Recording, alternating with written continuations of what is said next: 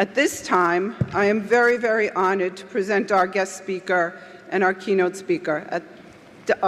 Nicole Zeitzer Johnson will be our keynote speaker.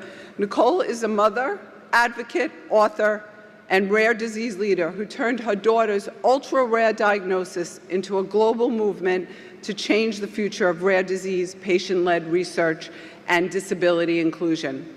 She's the co-founder of the FOXG1 Research Foundation, a parent-led nonprofit dedicated to advancing research and developing treatments for FOXG1 syndrome.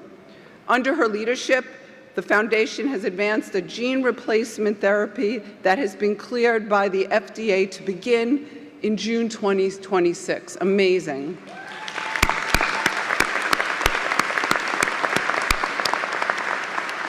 Nicole is also the author of the children's book, Joyfully Josie, written to help teach children about disabilities from a young age, and the founder of Life Joyfully Education, a program that brings disability inclusion, empathy, and social-emotional learning into the classroom across the country. I invite you to read Nicole's full bio online in our program. Please help me welcome Nicole Zeitzer Johnson as she makes her way to the podium to give her remarks.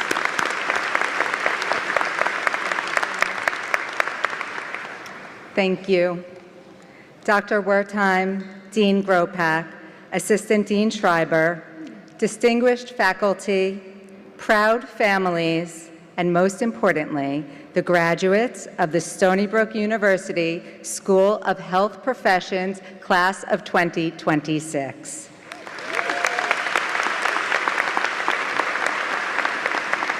Thank you for the privilege of being here today. It is the honor of my life to stand here with you. I will be honest, giving a graduation keynote was not on my bingo card. The invitation to speak at your graduation for the School of Health Professions is profoundly meaningful to me. As a mom, I am here to tell you how important you are. You are the very people choosing the career path that touches my family's life every single day. What I love most about Stony Brook is not only its excellence in academics and innovation, it is the commitment to building inclusivity and patient-centered care into every single program. First, I want to speak to the families for just a moment, the parents, the grandparents, the siblings, the partners, the best friends who made the drive here today. Take a moment and look at who you came here for. You are not just watching them graduate. You are watching someone you love walk into the work of helping another person become everything they are capable of becoming, helping a voice be heard, helping a body do what it's meant to do, helping a person of any age reach for a fuller life. Graduates, you did not choose the easiest path or the most lucrative one. You chose to spend your lives lifting up other people, many of them who cannot advocate for themselves. And as the mother of a child the world often underestimates, let me tell you, there is no more important work than that. I am so grateful to share my story with you today because my story carries three messages, three things I hope will guide your own stories from here. The first is that nothing is impossible. Second, everything you learn is preparing you for what's ahead. 3, you get to choose your own happiness, and that choice has a ripple effect. I will start with the first message by sharing my family's story. In 2011, our second child was born, our beautiful Josie girl. Month after month, we waited for Josie to do the things that babies do, to reach the normal milestones. And they didn't happen. She has an older brother, so we knew what to look for. And I would watch my friends' children roll over, sit up, track things with their eyes, and Josie just wasn't doing them. She was cute as can be, but she just wasn't developing. Test after test, and no one could tell us why. Maybe she will catch up. After 2 years of searching, we finally got Josie's diagnosis, FOXG1 syndrome, a disease so rare she was the 92nd person in the world known to have it. We were told she will likely never walk, never talk, she would be severely disabled, she would suffer medically, she would have epilepsy, and the doctor told me that her lifespan, in his words, would be teens at best. Go home, he said, and be the best parent you can be. There is nothing you can do. But I couldn't help thinking, how does he know that? There was so little known at the time. How could he know what Josie's life would or would not be? And right after the diagnosis, boom, the seizures started. We were in and out of the hospital. We were truly introduced to the severity of FOXG1 life. We didn't sleep much.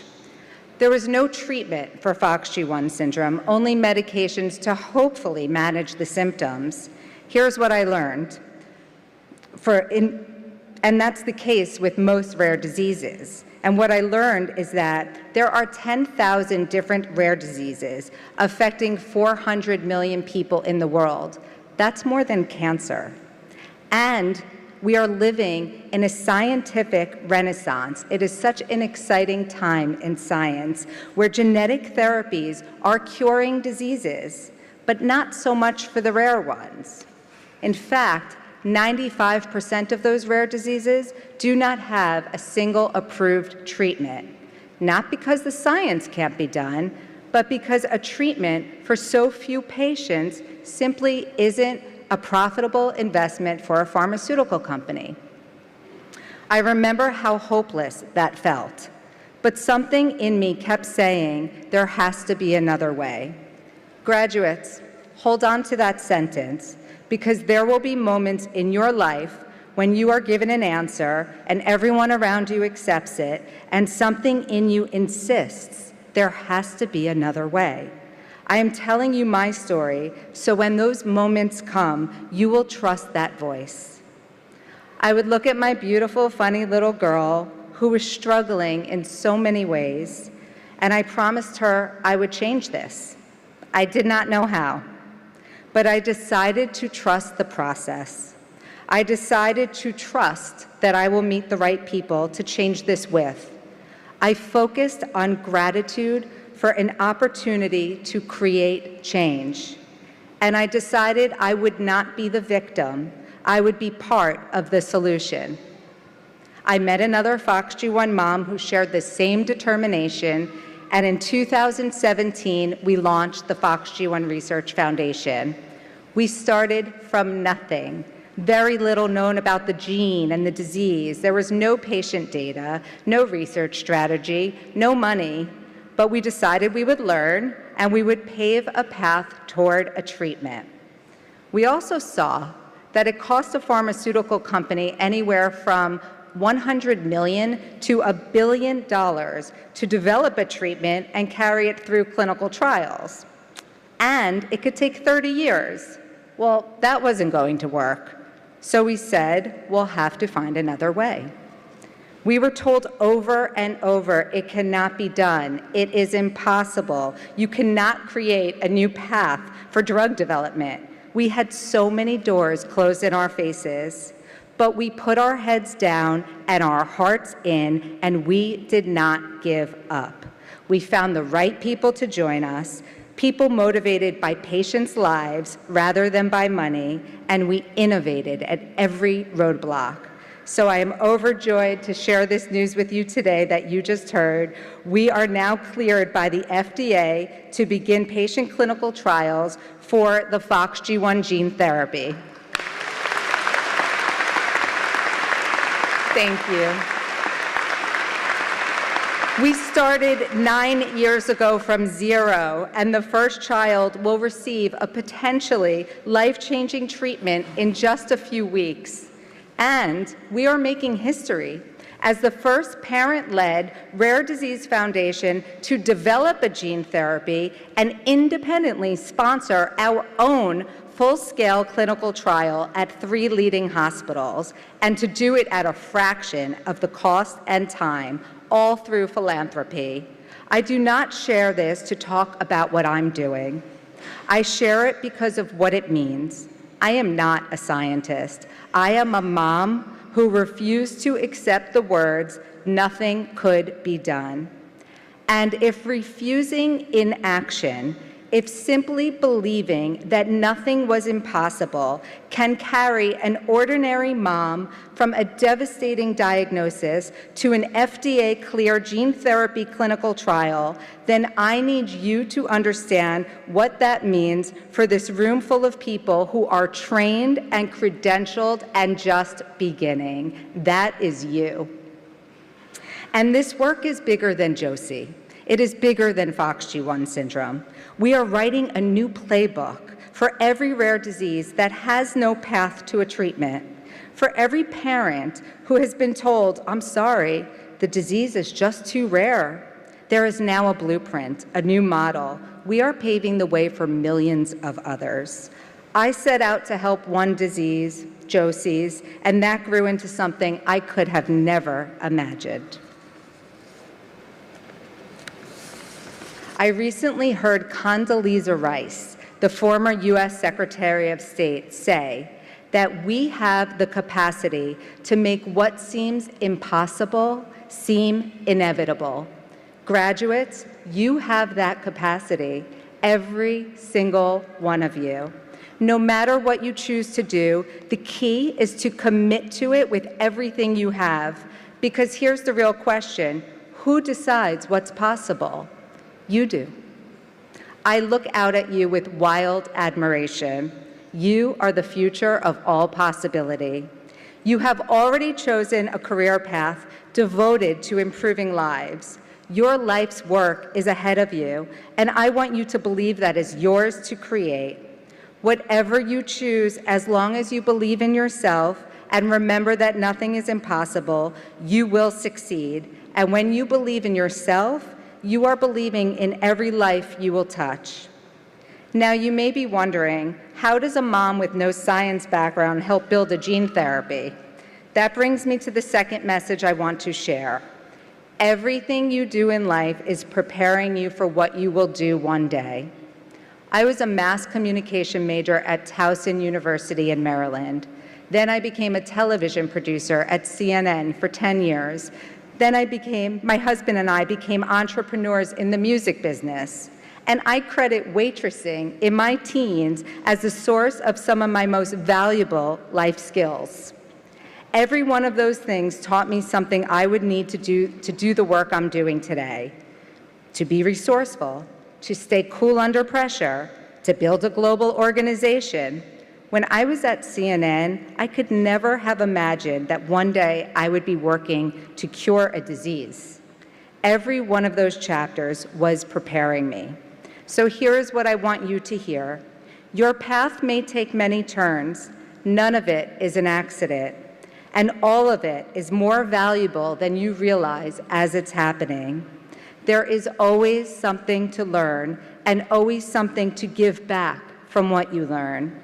And if you are sitting here today without it all figured out, if you do not know yet exactly where this degree will take you, you are not behind. You are gathering. Every turn ahead of you, even the ones that may look like detours, they are handing you something you will need. I promise you that. I did not take a straight path to this stage. Almost no one does.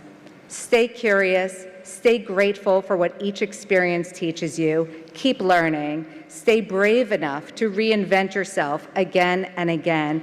And whatever you need, put it out there. Ask for it. Because if you don't, the answer is always no. Believe what you want can happen, and believe in yourself. I want to reflect for a moment on the past years of your studies, your labs, your projects, your research papers, your clinical hours, and I want to say thank you. Because while I was building a global foundation, working toward a treatment, while navigating Josie's care, through the sleepless nights, the obstacles, the fear, the moments of hopelessness, the people who got me through were the health professionals. The ones who looked into my eyes and without saying a word told me, "I've got you." the respiratory team helping Josie breathe when her lungs collapsed due to septic shock, the phlebotomist drawing Josie's labs when her little veins are so hard to find, the physician assistants who made sure we always felt seen and heard, her team of therapists, physical, occupational, speech, who celebrate every effort, every inch stone, rather than focusing on milestones, the patience, the determination, never giving up on her, always focused on what she can do and her goals, and so many other future professionals across the healthcare world sitting here today who matter at every single touch point of care. You are the support in our journey as parents. You are the ones who show us how. You show us a level of care that lifts us up on the days we cannot lift ourselves. That is who you have trained to become, and it is why you matter most. And to the parents here today, the person you raised, the person graduating today, they are about to become someone's "I've got you." Somewhere out there is a frightened mom on the worst day of her life, and your son, your daughter, is the one who's going to walk in that room and steady them. The world is about to be a much kinder place because of them. Which brings me to the third message. It is the simplest of all three, but maybe the most important. Graduates, you get to choose your own happiness. And that choice changes the people around you. I know what that can sound like a spiritual Instagram meme. So let me say it in a different way. In every job you will ever have, there is the person everyone is glad to see walk in, and the person everyone is not so glad to see walk in. You know who I mean. There is a colleague who makes a hard day harder. And there is the one whose presence feels like sunshine, who makes a hard day easier. You have studied for years to be excellent at what you do, and you have everything you need to become exactly that. But there is something that will shape your career just as much, the energy that you choose. When you show up with warmth, you change the temperature of the room. Your patients feel it, your colleagues feel it, your families feel it. Your happiness is contagious. I'm not saying this because happiness is always easy for me or anyone. I'm saying it because I have watched the most joyful person I have ever met prove it is a choice every single day. Despite challenges most of us cannot imagine, Josie chooses joy, and she brightens every room she is in. There is real research connecting joy, gratitude, and optimism to resilience, to stronger relationships, and to success. I wrote a children's book about disabilities and inclusion and called it Joyfully Josie, and the message inside is the one I am leaving with you today. We could all be a little more like Josie. There is a song called Joy by the band Fish that has carried a simple message through my hardest times. The words say, "We want you to be happy. Don't live inside the gloom. Don't live inside the gloom." That advice is so powerful because it's a choice. We should honor our sadness and our hard days. That is real. That matters. But don't stay there too long. Like the song says, come step outside your room. Because when you do, when you choose happiness, you can do hard things and you can lift everyone around you while you do them. So graduates, as you sit here today with your life's work ahead of you, I want to leave you with the three messages I came here to give you. 1, believe nothing is impossible. 2, everything you learn is preparing you for what's ahead. And 3, you get to choose your own happiness, and that choice will ripple out into every life you touch. You will experience many things, and when life gets hard, I hope you will think of Josie and remember that it is all part of your blueprint to do great things. I look out at you, and I believe in you. I know nothing is impossible for this room because you have already gotten yourselves here today. Graduate, the future is yours to create. There are children who have not yet been born whose lives you will make better. And there are parents just like me, who will be told that their child has a severe disease, just as I was, but their story will be different because of you. Thank you for working so hard for other people, and congratulations, class of 2026.